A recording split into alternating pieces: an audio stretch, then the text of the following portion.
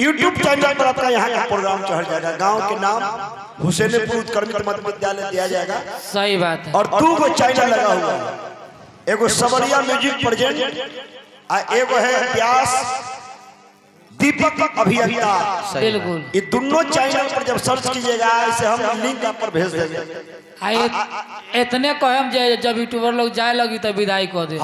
मतलब ओकरा यहाँ के प्रोग्राम के लाइक सब्सक्राइब करे के बाद सही बात सब आदमी के चैनल पर व्हाट्सएप पर हम भेज देंगे, आप गांव में शेयर कर दीजिएगा। सही बात। अब मालिक कुछ लोग नहीं आए तो वो बाद में पछतावे लोग करी कि भाई प्रोग्राम ना देखने हैं, तो उनका के लो देखा भाई यही से देखो तो देखबा तो जुर्माना लगी का एगो लाइक कर दे के चैनल सब्सक्राइब कर देबे के बाद। हां जी अच्छा लगी तो मतलब सबरिया म्यूजिक प्रेजेंट आ दीपक अभियंता व्यास 2 चैनल देखो। अभियंता जी के ज्यादा सही हो। अब महारानी सुनैना रोतरी सीता जी रोतरी। हां, गुरु विश्वामित्र मुनि के बर्दाश्त हुआ नहीं।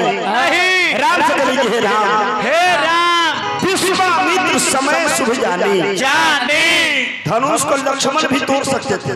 काहे कि धनुष टूटने का समय जो निर्धारित था वो 3 आदमी को पता था। वो किनका पहला गुरु विश्वामित्र मुनि को, दूसरे ने किनका शेषा अवतार लक्ष्मण जी को और तीसरा में धरती पुत्री माता सीता जी। 3 जना को पता रहे। तब मानस में तुलसी बाबा चौपाई में लिखे बबुआ भैया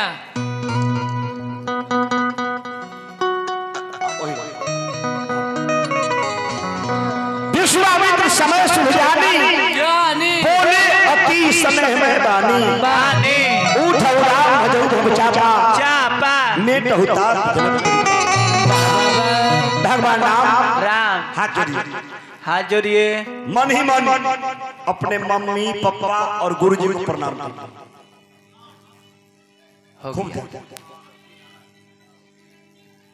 कितने बजे बचू छोरा सा भुइया मत करो क्या बजा हो गए प्रणाम कर ली। क्या बोले? पापा के प्रणाम, मम्मी के प्रणाम, गुरुजी के प्रणाम, चचा के प्रणाम, चचा के प्रणाम, चाची के प्रणाम, चाची के प्रणाम, दादा के प्रणाम, पूरा ग्रामवासी अपन देहातिया सब के प्रणाम। वैसे भी आना बहुत बढ़िया फेरा फेरी बाबू के प्रणाम, दाई के प्रणाम, दादियों के प्रणाम, मामू के प्रणाम। हाँ सही बात, लगातार प्रणाम। मामू के प्रणाम, इकट्ठे कल सब मामू के प्रणाम, मामानी के प्रणाम, मामानी के प्रणाम, नाना के प्रणाम, नानी के प्रणाम। लगातार बोलबाऊ तू, लगातार बिया तू करबा एक बेर होता कल ऐसे बोलता है लेके डेरावा जॉन बोला नाना के प्रणाम, नाना के प्रणाम, नानी के प्रणाम, नानी के प्रणाम, जनानी के प्रणाम। लागू ना मरते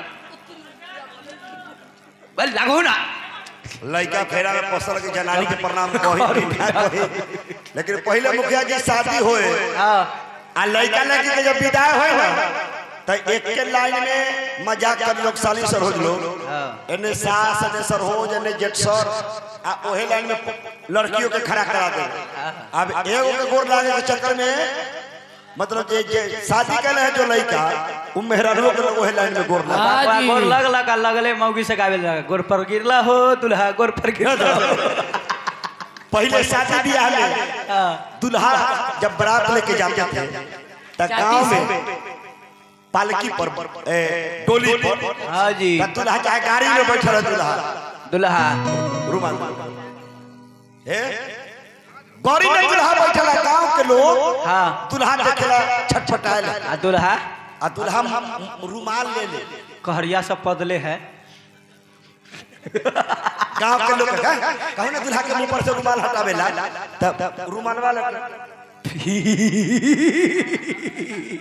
फिर गे दुल्हा न है गे बानर सन के है गे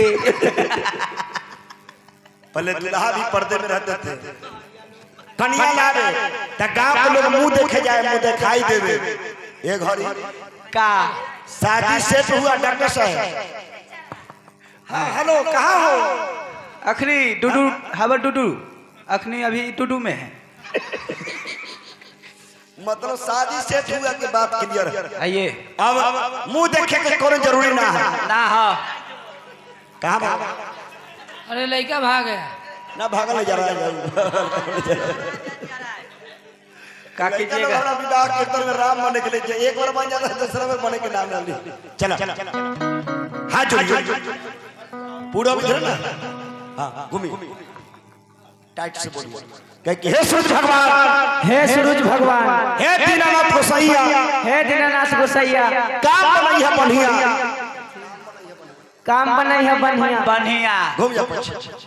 कहा हे पश्चिम देवता, हे पश्चिम देवता, तोरा देलो न्योता, तोरा जय हम न्योता, काम बनावा चकाचक, काम बनावा चकाचक, ब्याह करावा धका धक, ब्याह करावा धका धक, एकदम धक्का धक। घूमिए दक्षिण कहिए हे गंगा मैया, हे गंगा मैया, तोरा चढ़ावा फूल के डाली, तोरा चढ़ेवा फूल के डाली, ब्याह करावा हाली हाली। ब्याह करावा हाली हाली। जी एकदम हाली हाली।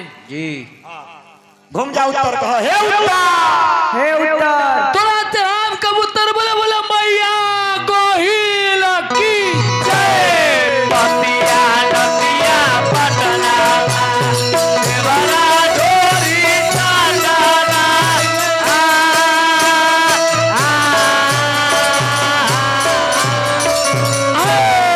ए भाई मोहन मनरिया की हो भाई ओह समय में बउआ बकरंडी के पेड़ पर की कहै छन की कहै छ सुन सुन के कुसुमा मालिन दिन प्रेम के बाद कहाँ से भैया 56 जोरा मानर के आवाज कहाँ से भैया किरलिटी गुगुल हुमात के महाकार बउआ ने बोल तोरा कथी के कमी हो बकरी लेबे कि बकरी के बच्चा लेबे कि बोल साते सुबह में बोतू दे दिया। अच्छा बाबा भुइया, बाबा भुइया के कैसा नासले पर लगा बताइए। अंडी के पेड़ पर बाबा भुइया, अंडी के पेड़ पर बाबा भुइया ना तो केरा के घर पर रहै छिन की अरे तो भोजन कौन का बोला पतिया नदिया पटना। बाप रे भाई भजन पर तो भगत जी कुत्ते हैं। जी जी भगत जी कुत्ते हैं। ए कुत्ते ना है कूदते हैं कुत्ते हैं। जानते हैं मुखिया जी ये एको वो जो है ना कीर्तन में झाल बजाने वाला ये लोग नहीं है, सब मनरिया के बाल बच्चे। नहीं नहीं ब्याजी वो बात नहीं है। तो कौन बात? जैसे आपको प्रोग्राम नहीं रहता है तो हम लोग चल जाते हैं भुइयावा के पूजा में झाल बजाने। अरे तो यहाँ भुइयावा की पूजा ना ना ओकरे झनक चल रहा है धैले झपड़ मारे जो सब झनक छोड़ा देंगे। खाली भुइयावा के पूजा में जाते कार कहीं जाते ना बैठकी वाला प्रोग्राम करते हैं। बैठकी मतलब भूत खेली वाला झाड़ते उठते हैं झाड़ते भी भक्तों हैं यार। तनी मनी केकरा झाड़ते हैं? लेडीज लोग को खाली जनी जाते हैं आई मर्द लोग तो मर्द लोग को हमारा जो भूते नहीं आता है। तोरा भी जाते मर्द से भूत का है ना बल ना है अब जाए घर से ठीक है निकली रास्ता में ठीक है रही। एको कहीं मर्द का भूत है कहीं पकड़ा गया ना भगत जी फूलों से नन्ना बह हम तो खोजले चलाई कहीं भूल से आ गए तो शराब भक्त भाई तोहर क्लियर कर देता। भीड़ में हफ्ते हफ्ते भाग जाए। चलिए हाँ तो है समय में बात लगा हाथ ठुमक ठुमक के चले आता है। नहीं नहीं तक कुदुक कुदुक के ना दौड़िया भाई छ हाँ दौड़ता मतलब लग मजाक है देखिए। अच्छा बोले हैं दौड़ने आता है तब ना हम बोले हैं। तो मजाक मजाक देखिए इसे मजाक के बात कहाँ से आ गया, दौड़ने के लिए कहा तब ना दौड़। अच्छा मुखिया जी मजाक केकरा से कही जाता है? भौजाई से, साली से, हाँ जी सरहोश से, हाँ जी सार से, हाँ जी बहनोई से, जटसर से के लगता है के लगते जब तुम मजाक करता है क्या लगता है बहनोई तोर लगाओ जे मजाक करते ए गधारे हमरो बहनो नहीं तोरो बहनो ये भी हमर ना हिनकारो बहनो ये है आ इनके ना सबके बहनो सबके पिटवा देंगे। यहो गलती नहीं बोला है। भगवान राम के ससुराल कहाँ है? मिथिला में जी और हम लोग मिथिला के वासी हाँ ना 22 जनवरी के अयोध्या में जब भगवान का मंदिर बना था तो मिथिला धाम में खबर आया था भगवान के लिए वस्त्र सब चीज जेवर और संदेश बन के यहाँ से लोग वहाँ अयोध्या गए थे। तो हम लोग मिथिला के वासी हैं तब भगवान राम पाहुन लगेंगे यानी जीजा भी लगेंगे। सही बाप रे बाप जाम बंद के ना पूछले तो राम मंदिर वाला जैसे जो राम के रोल किए थे रामायण में सभी लोग को आमंत्रित किया गया धोखा से जो जामवंत के रोल किया था ना उसको लोग आमंत्रित नहीं किया। वो सोशल मीडिया पर पूछाना चाहिए कि आप नहीं गए, खबर नहीं दिया है, हम जामवंत का रोल किए हैं, हमको खबर नहीं दिया है। जामवंत खिसिया ठुमक ठुमक के चलना है कि माई है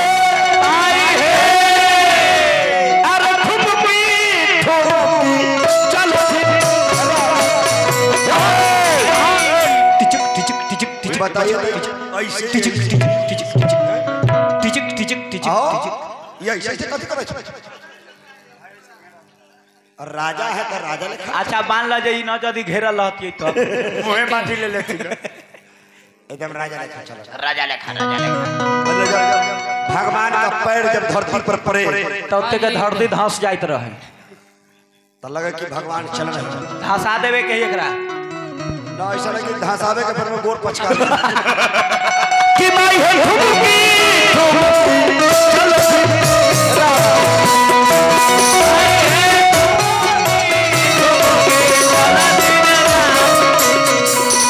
ब्याजी कहा ला इनको हम समझावे हुआ तक कहाँ तक मंजिल के मतलब सुहाग रात तक सुहागरात में ही की कर जाती वीडियो बनाते बियाह हुआ नहीं सुहाग मर तक तो सब सिखबै छु तना अच्छा तो लड़का है तब सिखाएंगे ना एक घड़ी के लड़का शादी करे धोती पहने का लूट रहता के सिखाता हाँ तो सिखाओ सब सिखाओ सब सिखावे को तो शुरू से अंत ला ए से एकदम जेड तक जाले बाल बच्चा न दे ताले छोड़ेगा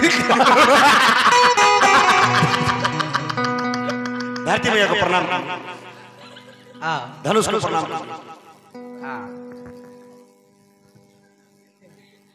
पकड़िए पकड़िए पकड़िए हाँ हाँ जी ले ले खड़ा हो जाइए हाथ ऊपर कीजिए ज्यादा ऊपर नहीं पंखा है हाथ कर जाएगा नीचे कीजिए नीचे कहाँ पंखा जा बॉल है ठीक है सबके कंफ्यूज कर रहे भगवान आज हाथ में धनुष उठाते हैं हाँ मन में चार को बात विचार करते हैं कवन कौशल्या के स्वर्ग भाग में पिनाक निधान तो समय सोची विचार धात प्रथम धनुष तोड़ कुल में कला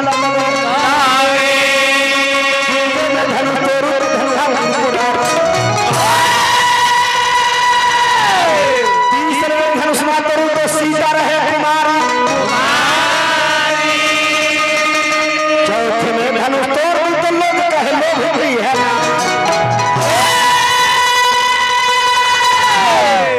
राम मन में चारों बात विचारते हैं हाँ जी वो कौन धनुष उठाने के बाद कि प्रथम में धनुष न तोड़ू तो कुल में कलंक लगे दूजे में धनुष तोड़ू तो धनुष पर भगवान भोलेनाथ का धनुष है तीसरे में धनुष न तोड़ू तो सीता रहे कुमारी और चौथे में अगर धनुष को तोड़ देता हूँ तब मिथिला के लोग कहेंगे देखा औरत के जले धनुष तोड़ दिया सही बता भी के लड़का कोई दिखले ना धनुष में जल से तुझसे बोल लिखनी अरे ले लेकर हाथ